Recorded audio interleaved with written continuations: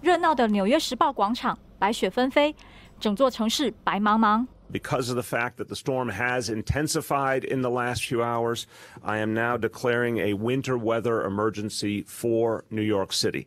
美国东岸和中西部这个周末受到炸弹气旋带来的极地冷空气以及强烈冷风，2/3地区气温骤降。美国国家气象局预测，纽约和波士顿两大城气温不高于摄氏零下11度。纽约市长提醒民众要多加留意。 炸弹气旋的专有名词是急速气旋生成。当一个地区的气压在24小时内骤降至少24毫巴，就会被视为炸弹气旋。全球每年约产生40到50个，只是大多发生在无人海域，民众比较不会注意。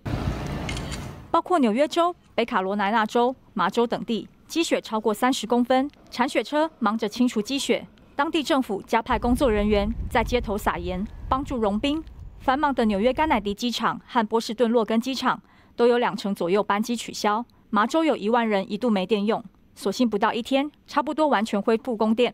I don't know that we have recorded any deaths based on the weather yet, but I think it's entirely possible. So we're trying to help in whatever way we can, which is.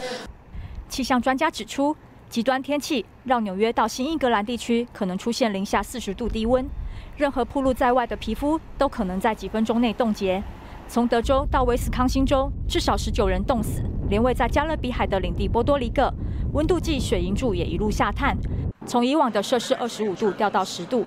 首府圣胡安有2名街友冻死。在新泽西，有民众无惧冰冷的海水到海边冲浪。美国气象预测中心的专家指出，美东时间周一低温情况会开始缓和，在此之前情况可能更糟。